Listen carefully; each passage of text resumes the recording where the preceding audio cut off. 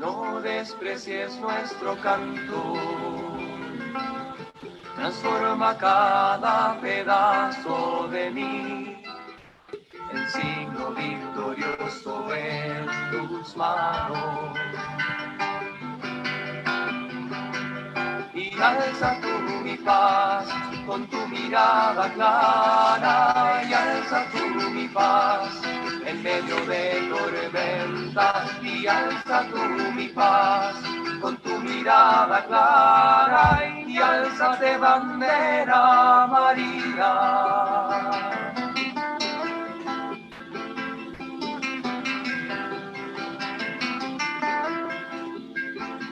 Buenas noches a todos, mi nombre es Silvia Fretes Carmañola y en representación de Magnificat y la Casa del Padre les doy la más cordial bienvenida. Gracias a todos por acompañarnos desde diferentes países.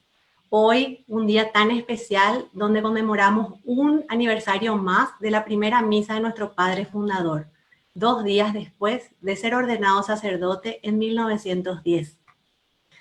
Después de los sucesos que vivimos como el movimiento de Schoenstatt en estos días, creímos conveniente reunirnos como familia y pasar un rato juntos con una persona fantástica, la hermana María Elizabeth Parodi. En esta charla, llamada El sentido del vínculo al fundador, quisiéramos conocer un poco más, pero antes quisiera cederle la palabra a la hermana María Julia para saber un poquito la historia de la hermana Elizabeth. Hermana María Julia, estamos contigo. Muchas gracias. Bienvenidos a la Casa del Padre. Buenas noches. La hermana Elizabeth nace en Villa Ballester, Buenos Aires, en el año 1960. En 1978 ingresa al Instituto Secular de Schoenstatt, Hermanas de María. Posee estudio de grado y doctorado en teología. Su tesis doctoral en el área de Historia de la Iglesia analiza el vínculo de diversas familias espirituales con sus fundadores. En Argentina trabaja como asesora de la juventud femenina de Schoenstatt entre los años 1980 y 1992. Y en Paraguay como asesora de matrimonios de la obra familiar de Schoenstatt entre 2007 y 2009. En 2008 se desempeña como docente de la Universidad Católica Nuestra Señora de la Asunción, Paraguay. En 2010 realiza tareas pastorales al servicio de la espiritualidad de Schoenstatt. A partir de 2011 trabaja al servicio del Movimiento Internacional de Schoenstatt en Alemania. Fue 5 años miembro de la Congregación para la Causa de los Santos en el Vaticano. Es autora de diversas publicaciones pastorales. Muchas gracias, hermana, por estar con nosotros.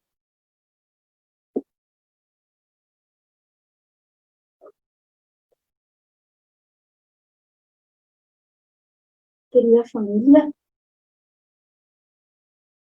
esto que vamos a tratar de reflexionar juntos es como una primera aproximación para situar las preguntas que se han suscitado en estos días desde otra perspectiva. Ciertamente estos días han sido muy movilizadores para todos. Muchos de ustedes nos han hecho llegar sus mensajes y les queremos agradecer de todo corazón. También porque nos hicieron llegar sus preguntas, sus dudas, sus inquietudes, también su apoyo. Algunos nos han hecho saber también que querían escucharnos a nosotras, las hermanas, y aquí estamos. Esta charla quisiera hacer un aporte muy sencillo de parte de las hermanas que trabajamos con el movimiento en Argentina, Paraguay y Uruguay, para continuar reflexionando juntos sobre la situación que estamos viviendo. Y aclaro que esta es una charla más. En los días anteriores escuchamos otras, más históricas o que han enfocado la problemática o la temática desde el proceso de beatificación. Otras también han dejado cuestiones abiertas. Y seguramente este va a ser un proceso y en el futuro seguiremos iluminando juntos mucho más la situación, justamente desde diferentes perspectivas. Y esto justamente es lo bueno de trabajar juntos y de complementarnos. Es como dice el Papa Francisco, como un poliedro que hay que ver las distintas caras para poder tener una visión del todo. Hoy quisiéramos compartir con ustedes simplemente nuestra perspectiva de las cosas. Sin lugar a dudas va a ser una perspectiva más de tipo vivencial, si ustedes quieren, porque esta problemática que se plantea toca directamente nuestra vida y eso justamente es una experiencia. Y sin embargo creemos que la vivencia también es un elemento válido que no se debe descartar porque ayuda, suma a tener una mirada más global de las preguntas que se están planteando. Nuestra comunidad fue fundada en el año 1926 por el padre Kentenich y el sentido, la razón de nuestra existencia como comunidad es Schoenstatt, es servir a la obra de Schoenstatt. Desde un comienzo nos sentimos hijas espirituales del Padre Fundador, guiadas por su sabiduría, respetadas en nuestra originalidad como mujeres que se quieren consagrar virginalmente a Dios en el servicio a las almas a través de Schoenstatt. Es también por eso que dejamos nuestras familias, renunciamos a una familia natural propia, le consagramos a la Mater la vida entera, incluso nuestra profesión, porque por vocación estamos dispuestas a ser trasladadas por la comunidad allí donde Schoenstatt nos necesita.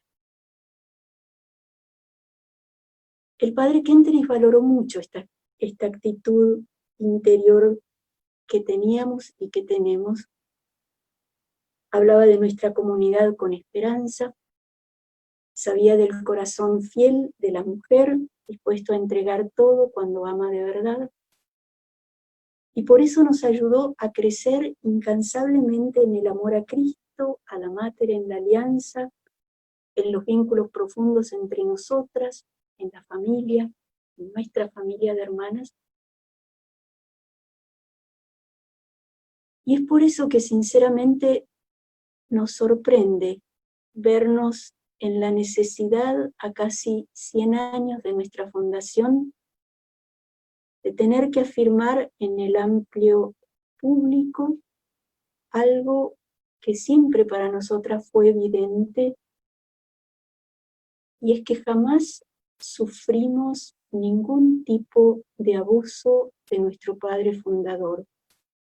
Que nuestra relación con Él fue y es para nosotros una fuente de alegría, una fuente de inspiración, de crecimiento interior, de cercanía y de encuentro con Dios Padre. En el comunicado que hizo nuestra familia de hermanas se dice: el contenido y las declaraciones de la doctora Fontö-de-Fumba nos ha herido y las rechazamos con toda claridad. En nuestra comunidad hemos experimentado al fundador como una personalidad auténtica, creíble, alguien que quiso contribuir a formar personalidades firmes y libres.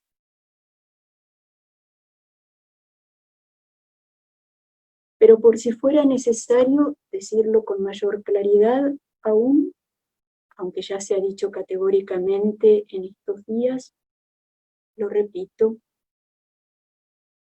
no solo que el padre Kentenich jamás abusó ni de nosotras ni de nadie, sino que tampoco experimentamos de parte de él algo de lo que se podría llamar acoso verbal o algo similar.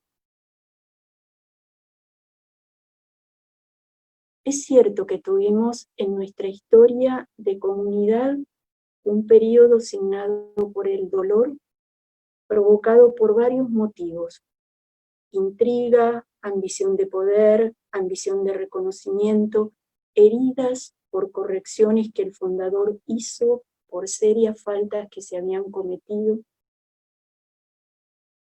Y todo esto llevó en los años que se sitúan alrededor del 48-50 a que un grupo de nuestras hermanas hicieran acusaciones sobre el padre Kentenich, acusaciones que rozaron su integridad moral, que fueron entregadas a la Iglesia, pero que no respondían a la verdad. Aunque nosotras las hermanas conocíamos y conocemos este tramo doloroso de la historia de nuestra familia, también nosotras nos sorprendimos, igual que ustedes, cuando salieron estas cosas, estas noticias a la publicidad. Y nos sorprendimos por el desvirtuamiento público tan grande de la verdad y de la relación que tenemos con nuestro fundador. No nos sorprendieron las acusaciones que conocíamos, nos sorprendió el contexto en el cual fueron puestas. Se utilizaron esas acusaciones que se le hicieron a nuestro padre y que están en un marco y en un contexto histórico determinados, doloroso, pero concreto y determinado, para hacer de ellas una denuncia pública de un presunto abuso sexual y de abusos de poder sucedidos al interior de nuestra comunidad. La forma tan desvirtuada y descontextualizada de hacer esas afirmaciones presentan a nuestro padre en un escenario muy distinto de lo que fue la verdad, y por eso también nosotras nos quedamos perplejas, y les soy sincera, en un momento nos costó entender de qué se estaba hablando. Por eso es sumamente comprensible que ustedes hayan sentido que había una parte de la historia que no conocían. Comprendemos ese sentimiento, pero debemos decirles que si no les contamos lo que se da a entender en los medios, es porque no sucedió nunca. Como dice el comunicado que publicamos como comunidad de hermanas, un desvirtuamiento de este tipo se da al sacar las cosas de su contexto histórico y del contexto pastoral, porque toda historia solo se puede comprender plenamente en su contexto. En nuestro comunicado nosotras decimos: tal comprensión de la historia incluye considerar también la intención espiritual y pastoral completa de José Kentenich. Ahora quisiera referirme entonces un poquito más a este contexto.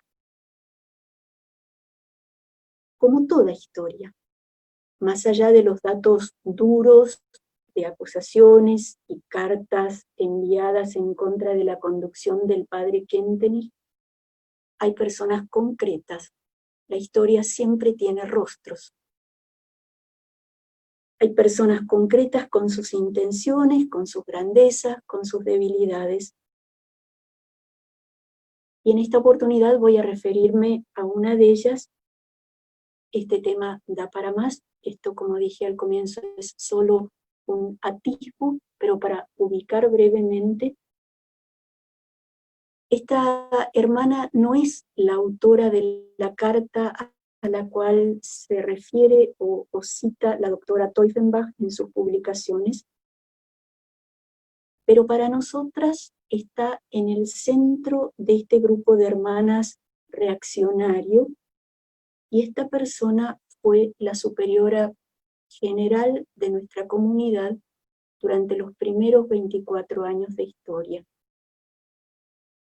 Para ubicar, cuando hablo de este grupo reaccionario, les diría que les diría con certeza, que el 99% de la comunidad no estaba en este grupo. Es más, nosotras mismas a veces fluctuamos en el número de las hermanas porque realmente fue una cosa pequeña, que no influyó directa, sí es un dolor grande, pero que no influyó directamente en la vida de la comunidad en ese momento, sí en las consecuencias que trajo, pero no hacia el interior de la comunidad. La superiora general de aquel entonces se llamaba Ana Pris. Ella, junto con algunos padres palotinos que veían en el padre Kentenich y en la identidad creciente de Schoenstatt, que se iba perfilando justamente como otro polo diferente a los padres palotinos, si bien profundamente unidos. La hermana Ana, junto con este grupo de palotinos que tenían una separación más grande de Schoenstatt, constituyó para nosotras un elemento de división y de discordia dentro de la propia comunidad.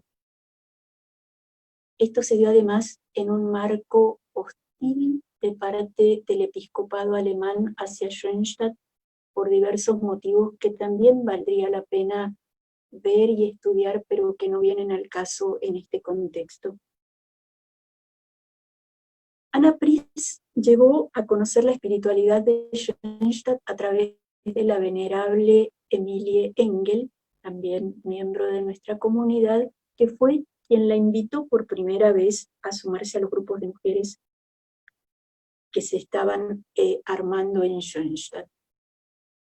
Ellas dos fueron también las que, junto con otro grupo de jóvenes mujeres, decidieron dejar su profesión, eran colegas de trabajo, dejar su profesión para consagrar su vida a Schoenstatt. Cuando ellas llegan y se incorporan a este grupo de mujeres, comienza el día de fundación, comienza nuestra comunidad, es el 1 de octubre de 1926. Para nosotras es un misterio y a la vez nos resulta tan interesante ver que al comienzo de nuestra historia de familia tenemos estas dos mujeres, cada una con sus límites, con sus debilidades, con sus grandezas.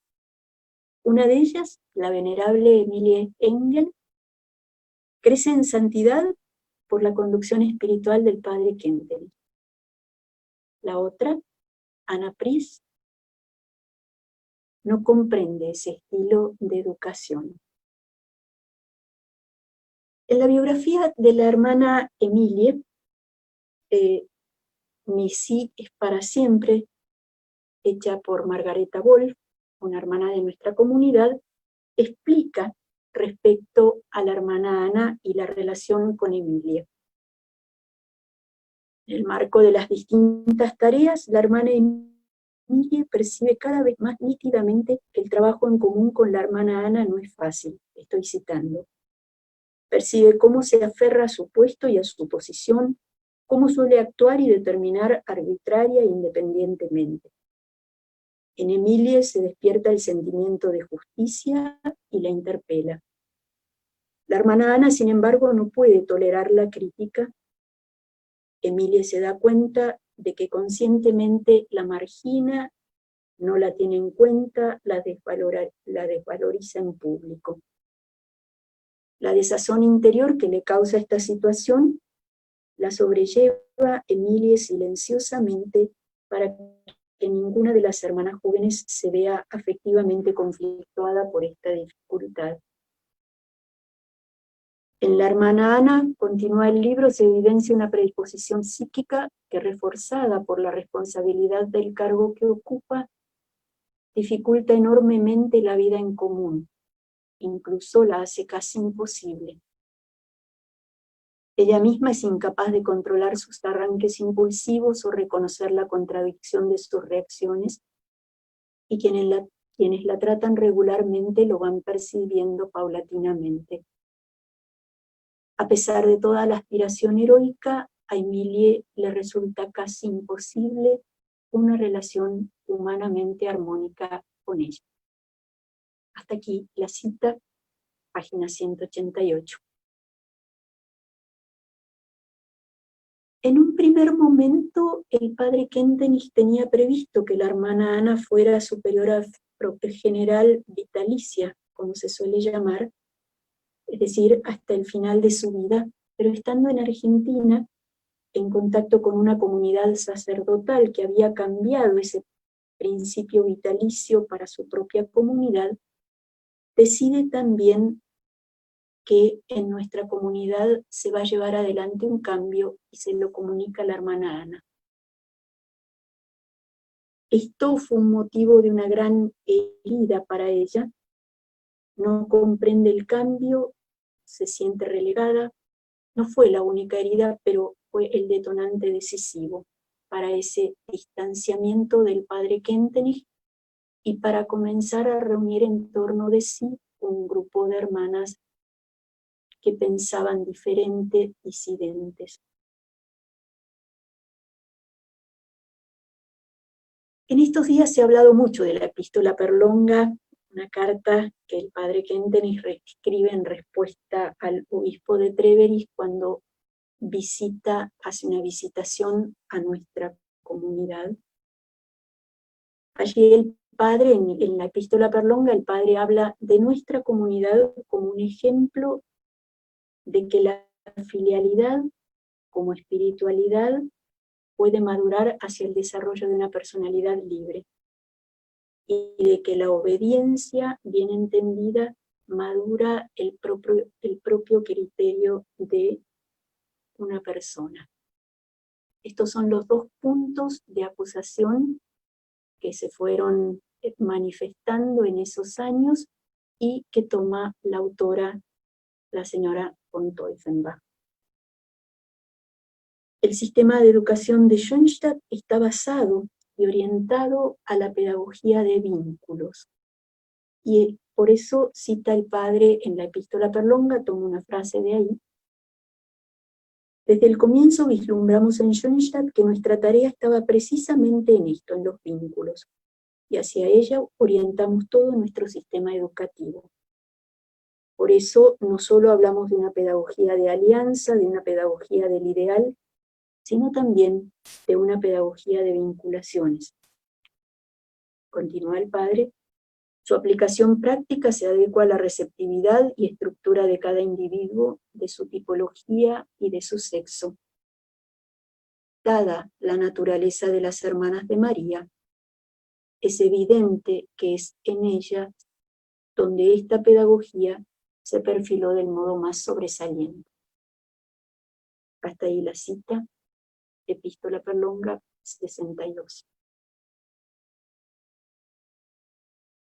En el marco de esa pedagogía se contextúa la acusación concreta que se publicó en este diario alemán Tagespost. Es comprensible que esa acusación, leída sin contexto, despierte dolor, y más lacerante todavía, despierte dudas. La falta de contexto no está solo en el hecho de que la autora publica esto sin un contexto histórico, sin la historia de la cual nacen esas acusaciones. La descontextualización está también en el hecho de que la misma hermana que escribe la acusación y que cita un diálogo de nuestro padre y fundador lo hace sin contexto. En esto me quisiera detener un poquito más. Porque probablemente la situación planteada en esa carta que salió publicada no haya sido la única en la cual el padre Kentenich, un confesor y director espiritual muy buscado en sus 58 años de vida sacerdotal, no habrá sido la única vez en la cual él se haya referido a cuestiones íntimas de las personas, pero siempre lo hacía en referencia a alguna dificultad o pregunta que la persona misma le había planteado. ¿Cuántas personas habrán compartido con el Padre serias dificultades de su vida interior? ¿Y a cuántas personas él, que era tan concreto y tan iluminado, tan sabio en sus respuestas, le habrá contestado? Siempre se da un paso previo de consulta por el interesado y una respuesta a ese punto de parte del sacerdote. En este marco me puedo imaginar que el padre, frente a alguna inquietud manifestada por la hermana que hace ese comentario, por ejemplo, un complejo frente a su cuerpo o una vivencia negativa que haya podido tener en ese sentido, el padre Kentenich le haya dicho algo a la hermana respondiendo a esa inquietud, algo sobre su cuerpo. Pero esto se da en el marco de una conversación espiritual. Es inadmisible que esto sea visto como un acoso, aunque más no fuera un acoso verbal. La autora de la carta que se publica en los diarios no menciona esa parte de la historia, no explica la situación, no dice por qué la susodicha hermana le dijo, qué fue lo que la susodicha hermana le dijo al padre Kentenich para que él utilizara esa expresión. Y esto es lo que confunde. Como comunidad de hermanas tenemos la gracia de tener muchos testimonios de la fecundidad sacerdotal de nuestro fundador, y todos ellos nos llevan a afirmar resueltamente que el padre Kentenich no hacía comentarios inadecuados, mucho menos decía cosas que pudieran hacer sentir molesta a una mujer, a cualquier mujer. Al contrario, el padre Kentenich nos valoró en nuestra originalidad femenina, nos fortaleció en nuestra dignidad, nos capacitó para ser libres, para estar seguras en nuestro trato con los varones, sean colegas de trabajos, sean sacerdotes, sea quien fuera.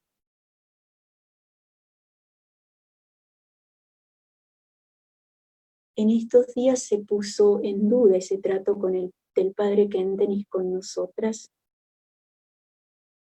y eso nos lleva a pensar que es una oportunidad para clarificar algunos elementos del vínculo que nosotras tenemos con el fundador. Es una oportunidad que nos brinda la providencia de Dios para mostrar la grandeza carismática del Padre Fundador. En medio del dolor nos sentimos orgullosas de poder hacer un aporte como lo están haciendo muchos otros a la clarificación del carisma, y especialmente nos alegra que Dios nos haya elegido para soportar la cruz y los golpes que conlleva nuestra misión de ser testigos de María en el mundo, de la mujer nueva, libre, dignificada por el amor de Dios.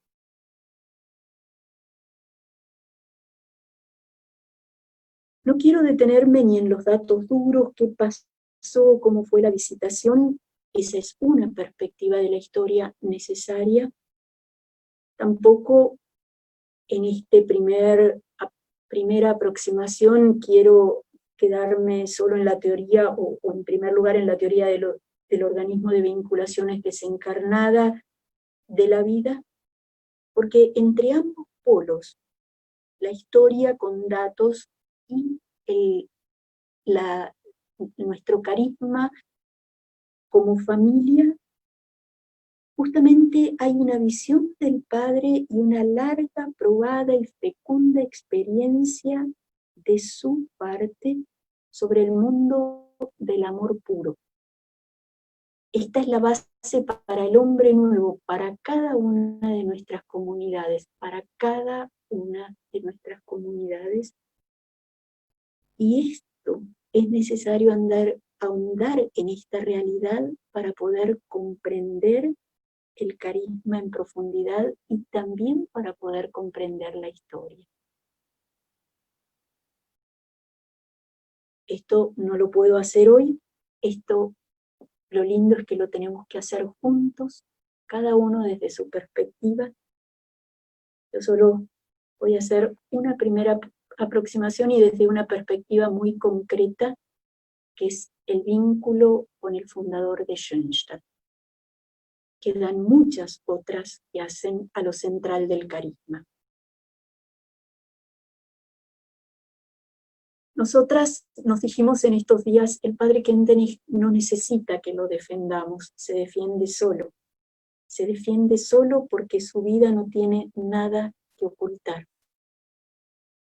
Su vida misma es el carisma de Schoenstatt concretizado en una persona y cercano a nosotros. En ese sentido, el padre Kentenich no es de cristal, que uno le tira una piedra y se te viene abajo. El padre Kentenich es de roca, su vida es granito, donde nosotros nos apoyamos. Ahora quisiera compartir uno de esos testimonios. Se trata de la hermana Crisbera, que a lo mejor algunas de ustedes la conocen, porque fue durante muchísimos años asesora de la Liga de Familias en Argentina y conoció al padre Kentenich. Ella en agosto va a cumplir 96 años y hoy le pedimos, si no, así como está, si no quería grabar su testimonio. Lo vamos a escuchar ahora.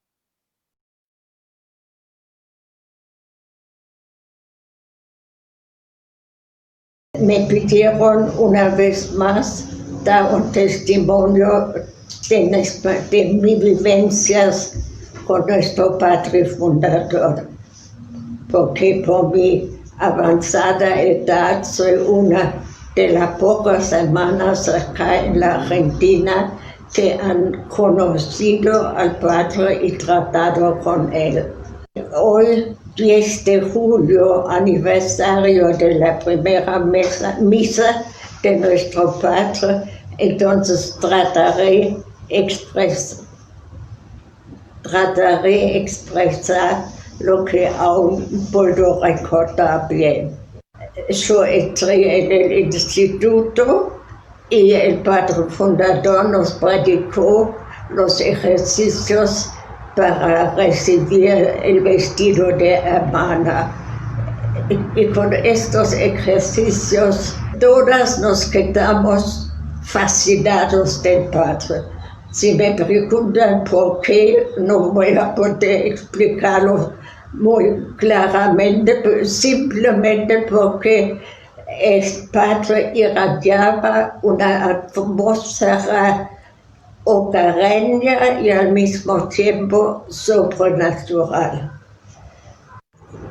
Como yo fui muy joven, novicia, yo diría, nosotras en esta época de la vida de hermana no pensábamos tanto en la filosófica o teológica imagen de la mujer, sino nosotros gozamos, en comillas, del cobijamiento que irradiaba el padre cada vez cuando teníamos ocasión de encontrarnos o de hablar algunas palabras con él.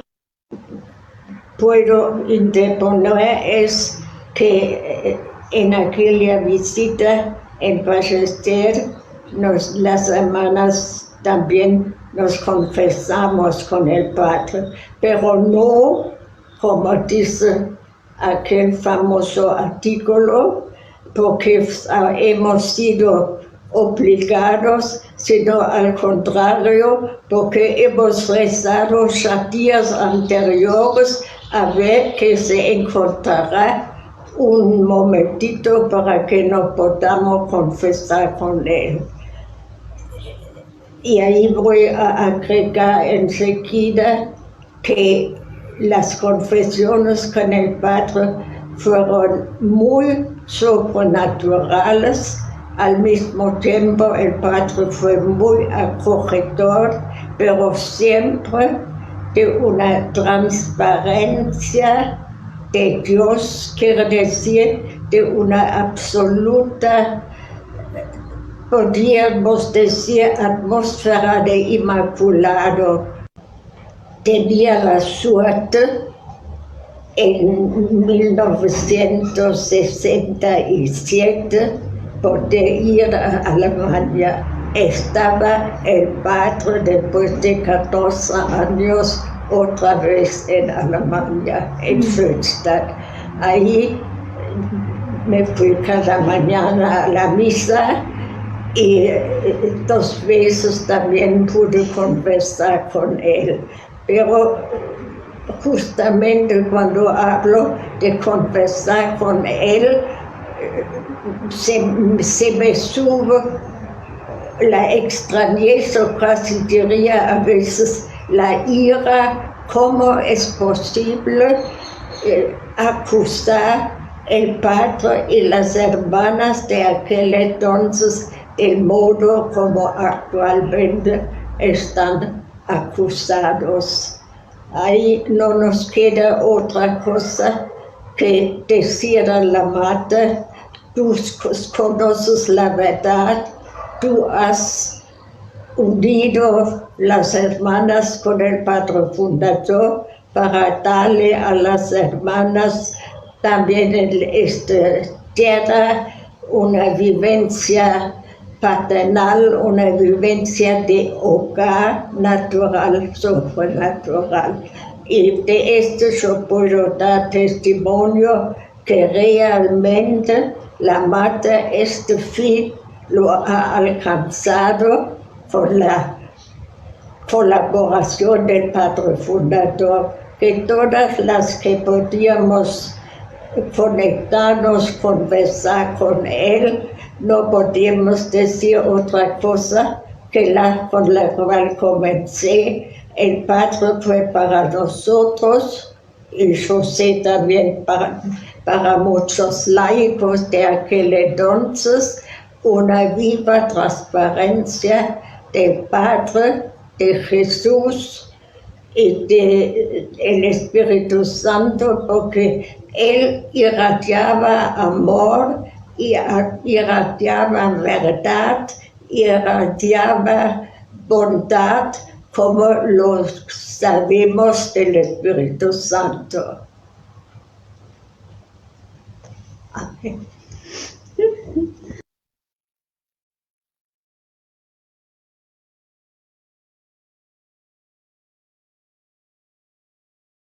Hoy decíamos que la aproximación que quisiéramos hacer en esta sencilla charla, que a lo mejor sea el comienzo de un empezar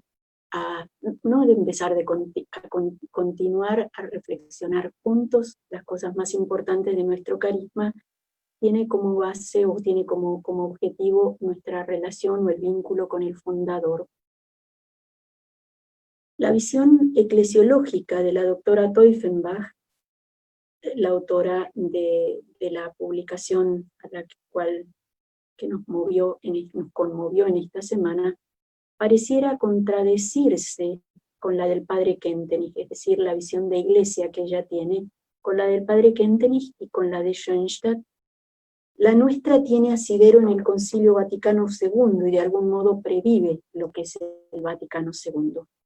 Yo no me voy a detener en esto, pero por ponerle un título, en la Iglesia preconciliar, antes del Vaticano, el tema carismas no tenía recepción en la eclesiología, la recepción que tiene hoy. Se acentuaba mucho más lo jerárquico en la Iglesia que lo carismático. Y a la luz de esto podemos comprender que la pasión del Padre por la misión de Schoenstatt, por llevar esa misión a la Iglesia y al mundo, una tarea que hoy tenemos nosotros por delante, y la correlativa fidelidad con la cual respondieron sus seguidores, fuera como sospechosa para la Iglesia preconciliar y despertara más dudas que esperanzas, sí que fuera incluso una provocación para una Iglesia de la que Kentenich afirma que estaba influenciada por un pensar mecanicista que separaba las cosas en vez de verlas orgánicamente. Por ejemplo, en la relación Cristo-María. Con esto toco nuevamente, o llego nuevamente al punto del exilio y de las diferentes causantes que llevaron a que la Iglesia tome eso que la Iglesia llamó medida administrativa de separación del padre Kentenich de su obra y que se va a prolongar por 14 años. Tampoco me voy a detener en esto porque justamente no es el tema en este contexto. Pero solo quiero afirmar que en el marco del concilio se hacen presentes voces que manifiestan su rechazo frente a la manera en que la Iglesia de aquel entonces procedió con la causa Kentenich, y que rechazan esto no solo por una profunda cuestión de justicia frente al padre Kentenich, sino también por esa visión eclesiológica que irrumpe mucho más fuerte en el concilio y que considera los carismas como parte de la vida de la Iglesia. Cuando hablamos de carisma no nos estamos refiriendo solamente a una tarea, a algo que tiene que cumplir una persona, eso sería muy poco. El carisma es en primer lugar, en el sentido teológico, un llamado a vivir una profunda comunión con Dios desde una determinada perspectiva. Si tomamos, por ejemplo, una persona carismática que conocemos, digamos la Madre Teresa de Calcuta, y uno diría ¿cuál es el carisma? Probablemente diríamos, bueno, es la pobreza. Por Dios, la pobreza no es un carisma, la pobreza es un pecado. La pobreza es una evidencia de que estamos haciendo las cosas mal. El carisma de la Madre Teresa es el encuentro que ella tiene con Dios en cada pobre, justamente en el más necesitado. Ese es el carisma, la dignificación, el encontrar a Dios en el pobre.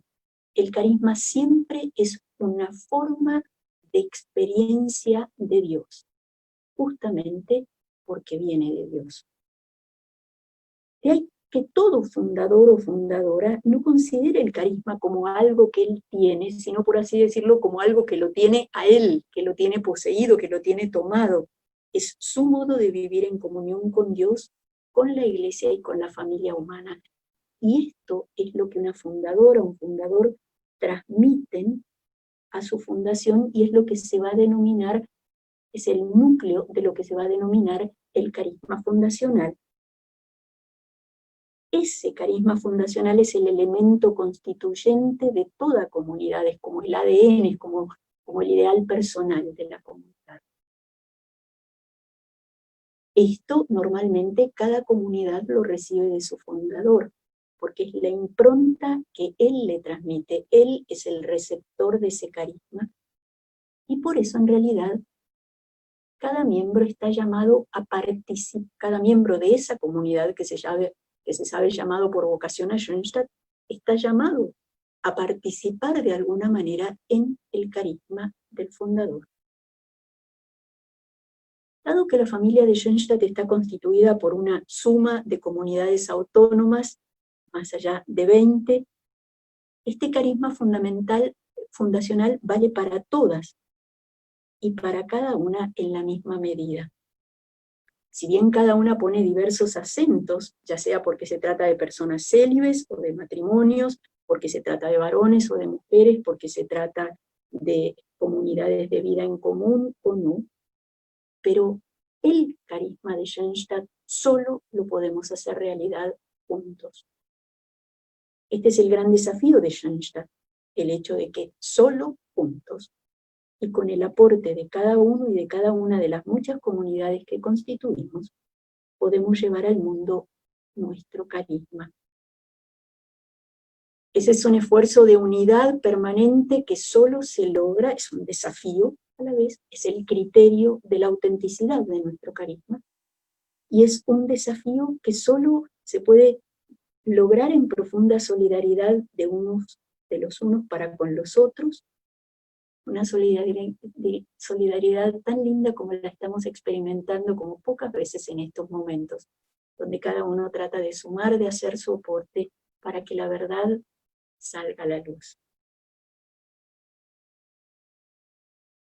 Es un desafío de solidaridad y de unidad por la presencia de un núcleo, de un centro vital que nuclea las distintas realidades y comunidades, y ese núcleo vital es lo que llamamos en Schoenstatt los 3 puntos de contacto de nuestra espiritualidad, ¿no es cierto?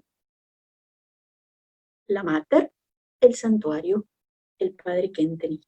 El Padre Kentenich es uno de esos 3 puntos de contacto porque como fundador es garante de la espiritualidad, pero también y justamente por el contenido propio de nuestro carisma, que tiene que ver esencialmente con la vinculación orgánica entre lo natural y lo sobrenatural, la interacción entre ambos.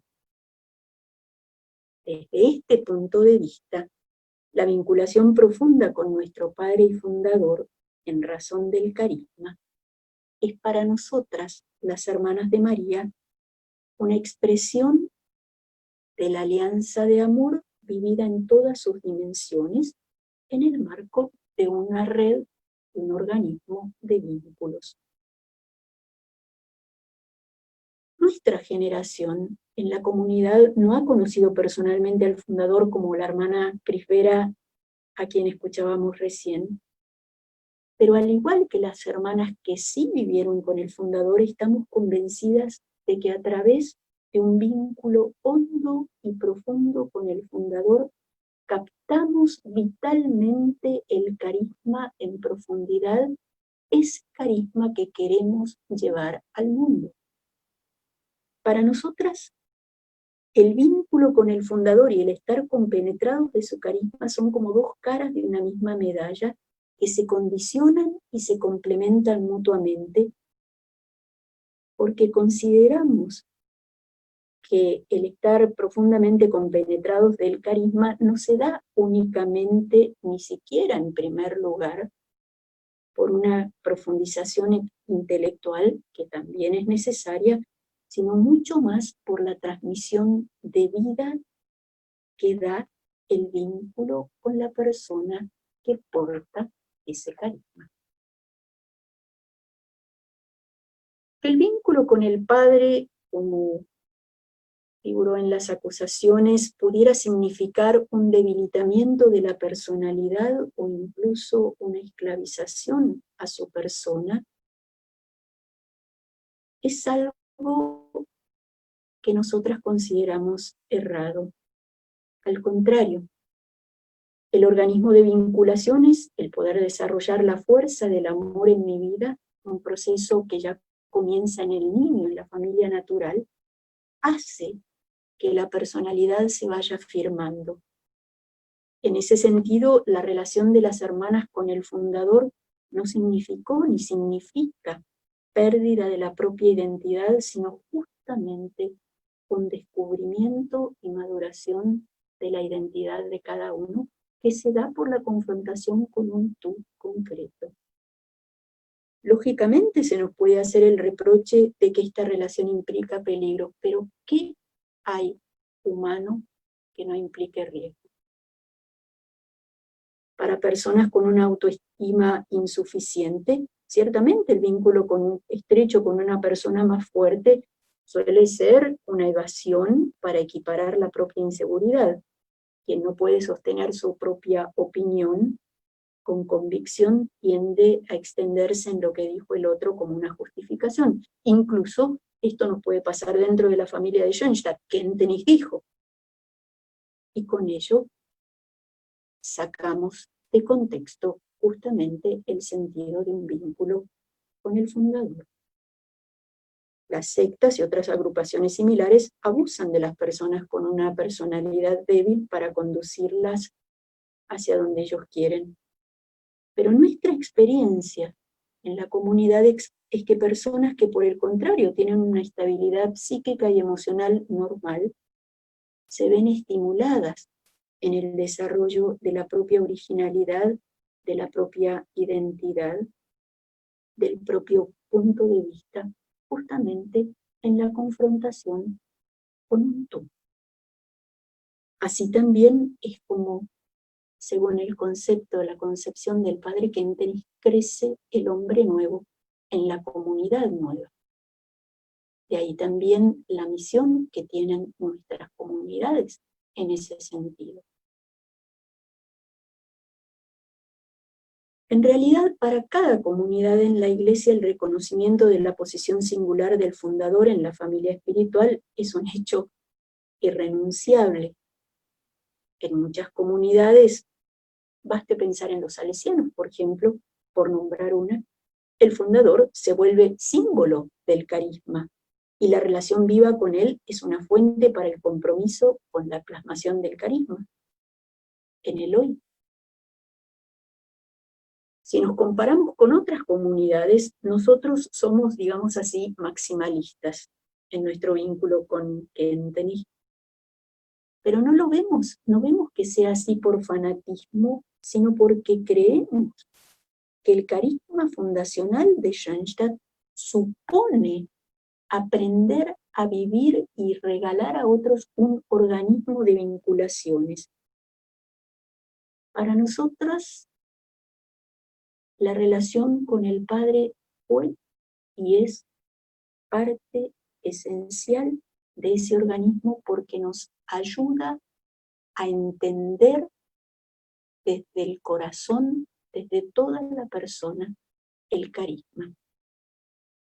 En realidad, la relación con el Padre en Schoenstatt es símbolo de ese carisma y a la vez es una parte ya de su cumplimiento. Cada comunidad de Schoenstatt vive esta realidad con su propia originalidad, con su propia identidad. Y las hermanas de María afirmamos con nuestro estilo de vida la importancia y la esencialidad de las causas segundas como camino hacia Dios, y con ello la dignidad y el valor de cada ser humano como reflejo de Dios, como transparente de Dios. Sobre todo después del exilio, el padre hace hincapié incansablemente en esto, pues sabe qué importancia reviste la relación con el fundador de cara al futuro de la obra. Él comenta, esto está en las conferencias de Roma del año 65, cito: si me permiten resumir brevemente lo dicho hasta ahora, tengo que afirmar que la alianza, así como surgió históricamente y como se fue desarrollando, sobre todo en los últimos años, supone para nosotros, dice el padre, una unión de corazones en el grado más pleno posible, una comunidad de vida y una comunidad de tareas entre cabeza y miembros, entre él y nosotros, como expresión de la misma comunidad de corazones, de amor, de vida y de tareas con Dios Padre, el Dios del amor, infinitamente misericordioso.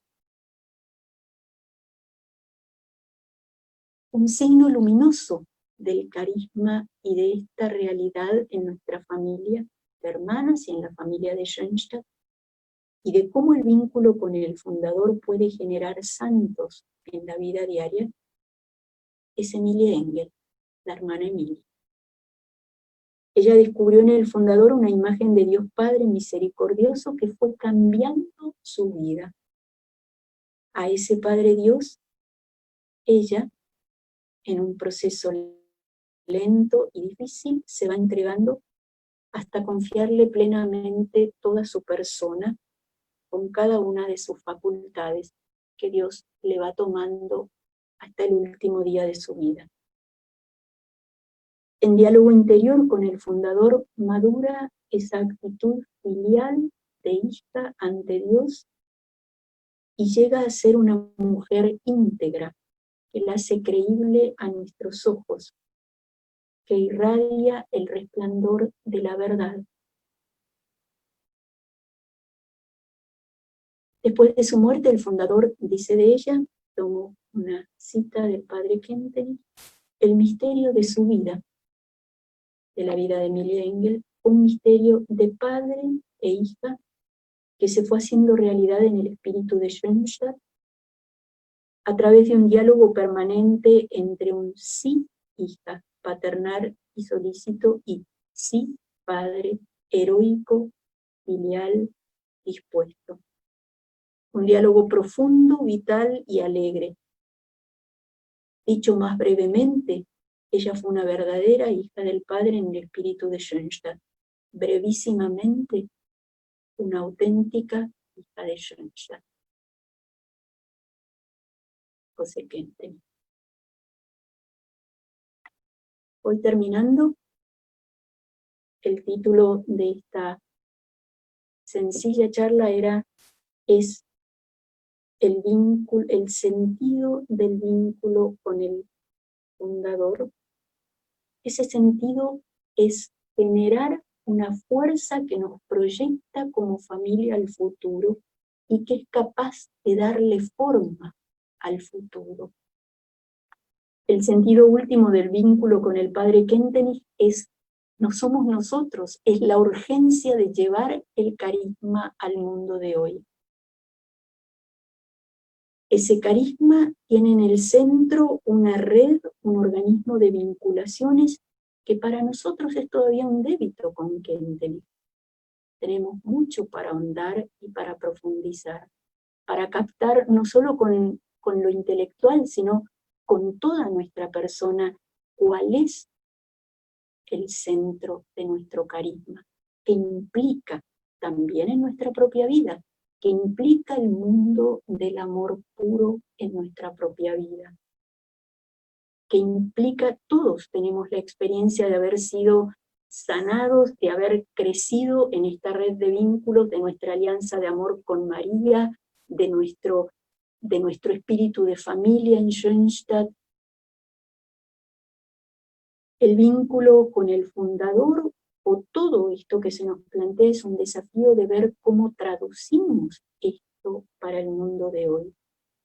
Y aquí nos queda una ventana, o muchas ventanas abiertas, utilizando el ejemplo del cual me valía al principio, lo del poliedro, muchas caras que tenemos que ver desde distintas perspectivas. Ojalá todo esto nos sirva para profundizar en nuestro carisma. Ojalá nos sirva para para dar a conocer la implicancia que tiene en el mundo concreto de las personas, en la vida matrimonial, en los jóvenes, en la vida célibe, en toda experiencia de amor y de compromiso con el otro. Repito, el padre Kentenich no es de cristal. Una piedra no le hace absolutamente nada. El padre Kentenich, su vida es una roca. Le podemos golpear, lo pueden golpear, le podemos golpear todo lo que necesitemos. Golpeemos en la vida de Kentenich. Golpeemos hasta entender un poco más el carisma. Si la doctora Teufenbach en su última entrevista nos decía que el sentido de lo que ella quería con esto era que bajemos del pedestal a la persona equivocada, no tengamos miedo de acercarnos a la persona del Padre Kentenich, de preguntarle, de golpearle. Vamos a salir beneficiados. Vamos a entender un poco más lo que es el carisma. Lo deseo para cada uno de nosotros, para cada una de nuestras comunidades, para la mía en primer lugar, para todos. Bueno, muchas gracias. Muchísimas gracias, hermana Elizabeth. Realmente gracias porque con tanta claridad, transparencia, nos pudiste dar este mensaje. Y para ir cerrando, tenemos dos pequeñas preguntas, si pudiéramos de alguna manera ir cerrando. En la charla habíamos escuchado, toda historia solo se puede comprender totalmente en su contexto. En el contexto del centenario de las mujeres en Schoenstatt, ¿qué mensaje cree que el padre Kentenich daría hoy a las mujeres para seguir escribiendo esta hermosa historia de Schoenstatt? Y la segunda pregunta breve es, en una palabra, si usted, porque tantas reflexiones, nos llevamos tanto en el corazón, si tuviéramos que elegir una palabra o una frase como para resumir esta hermosa charla, ¿cuál sería? Bueno, lo de las mujeres, yo le diría a cada mujer, en primer lugar, que estudiemos, que veamos qué soñó o qué nos enseñó el padre Kentenich. Y ahí yo encuentro una similitud muy grande justamente con la teología, bueno, no solo yo, ¿no es cierto?, con la teología del cuerpo de Juan Pablo II y con la visión que Juan Pablo II nos regala de la mujer, el hecho de que hay una expresión de él, Dios le confía lo humano a la mujer, en todo lo que son los vínculos, lo que es el amor. La mujer es la que humaniza, la mujer es la que le da rostro, la mujer es la cercana a la vida. Bueno, vivamos este desafío. Si nosotras las mujeres somos mujeres a imagen de María, así como lo vivimos en Schoenstatt, como lo experimentamos en Schoenstatt, como lo enseñó el padre Kentenich, vamos a hacer que el mundo sea más humano, más transparente, que el amor sea comprendido desde otra realidad. Vamos a poder ser de alguna manera como protagonistas de esta revolución de la ternura de la cual habla el Papa Francisco y que tanto necesita nuestro mundo. Y la otra pregunta, no sé, a mí justamente lo digo por tercera vez, hay una frase, esta imagen me acompaña mucho: no le tengamos miedo a golpear en la persona del padre Kentenich. No es de cristal, no se va a caer tan fácil, es de roca, es el granito, la roca en la cual nos apoyamos. Diría eso. Muchísimas gracias, hermana Elizabeth. Realmente hermosa esta charla. Nos sentimos realmente como familia, en representación de todos los participantes, que fuimos más de 800 personas. Queremos agradecer nuevamente a las hermanas de María, al Instituto, por toda su entrega, por su misión. Y así como hablamos de construir juntos este carisma y este mundo que queremos, nos comprometemos también a dar nuestras mejores oraciones y capital de gracias para que su misión siga siendo fecunda. Muchísimas gracias a todos por estar y vamos a seguir seguramente en otras actividades encontrándonos como familia. Muchísimas gracias. Buenas noches.